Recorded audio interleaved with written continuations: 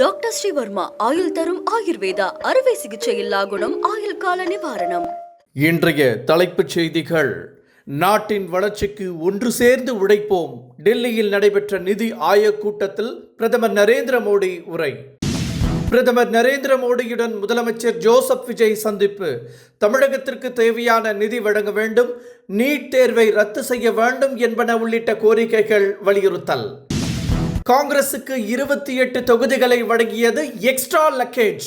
திமுகவின் RS பாரதி காட்டம். பாலியல் வன்கொடுமைக்கு ஆளான பெண்ணிடம் சமரசம் பேசிய தாவேக MLA மீது முதலமைச்சர் விஜய் நடவடிக்கை எடுப்பாரா? EPS சரமாரி கேள்வி. மெக்சிகோவில் கோலாகலமாக தொடங்கியது உலகக்கோப்பை கால்பந்தாட்ட திருவிழா. நடப்பு சாம்பியன் அர்ஜென்டினா உள்ளிட்ட 48 நாடுகள் அணிவகுப்பு. இனி விரிவான செய்திகள். நாட்டின் வளர்ச்சிக்காக அனைவரும் ஒன்று சேர்ந்து உழைப்போம் என பிரதமர் நரேந்திர மோடி அழைப்பு விடுத்துள்ளார். டெல்லியில் நடைபெற்ற நிதி ஆயோக் கூட்டத்தில் பேசிய பிரதமர் மோடி, வளர்ச்சியடைந்த இந்தியா என்ற இலக்கை நோக்கி மத்திய மாநில அரசுகள் ஒன்றிணைந்து உழைக்க வேண்டும் என கேட்டுக்கொண்டார். இந்த கூட்டத்தில் தமிழக முதலமைச்சர் ஜோசப் விஜய் உள்ளிட்ட அனைத்து மாநில முதலமைச்சர்களும் யூனியன் பிரதேச முதல்வர்களும் பங்கேற்றனர். நிதி ஆயோக் கூட்டத்தில் கலந்து கொண்ட தமிழக முதலமைச்சர் விஜய் தமிழகத்திற்கு தேவையான நிதியை ஒதுக்க வேண்டும் என வலியுறுத்தினார்.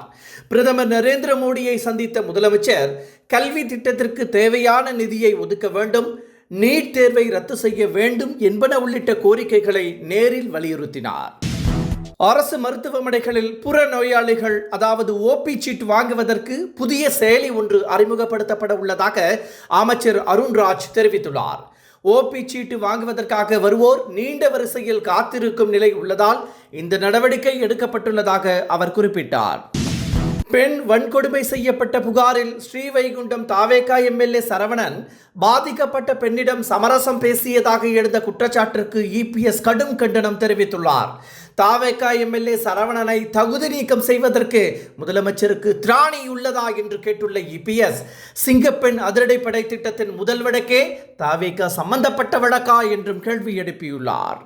காங்கிரஸ் கட்சிக்கு 28 தொகுதிகள் கொடுத்தது எக்ஸ்ட்ரா லக்கேஜ் தான் என திமுகவின் RS பாரதி கூறியுள்ளார்.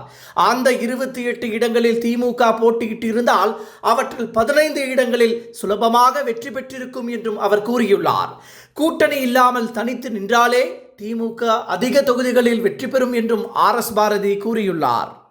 நிதி ஆயோக் கூட்டம் டெல்லியில் நேற்று நடைபெற்ற நிலையில் பிரதமர் நரேந்திர மோடி முதலமைச்சர்களுக்கு அளிக்க ஏற்பாடு செய்யப்பட்டிருந்த விருந்து நிகழ்ச்சி ரத்து செய்யப்பட்டது. ஓமனில் இந்திய கப்பல் மீது அமெரிக்கா நடத்திய தாக்குதலில் இந்தியர்கள் 3 பேர் உயிரிழந்தனர். இதன் காரணமாகவே விருந்து நிகழ்ச்சி ரத்து செய்யப்பட்டதாக கூறப்பட்டுள்ளது.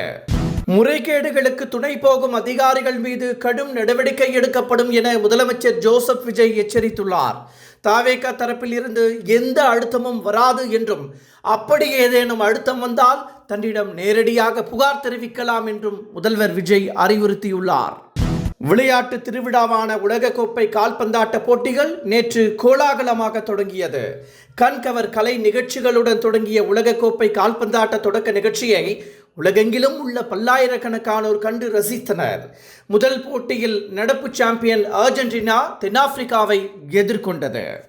டாக்டர் ஸ்ரீவர்மா ஆயுள் தரும் ஆயுர்வேதா அறுவை சிகிச்சையில்லா குணம் ஆயுள் கால நிவாரணம். Branch express courier private limited. Domestic international cargo. உங்கள் இல்லம் தேடி வந்து கொரியர் புக்கிங் டெலிவரி செய்து தரப்படும். என்றும் உங்களுடன் மை இந்தியா. முக்கிய செய்திகளை உடனுக்குடன் தெரிந்து கொள்ள சப்ஸ்கிரைப் பண்ணுங்க, பெல் பட்டனை பிரஸ் பண்ணுங்க. என்றும் உங்களுடன் மை இந்தியா.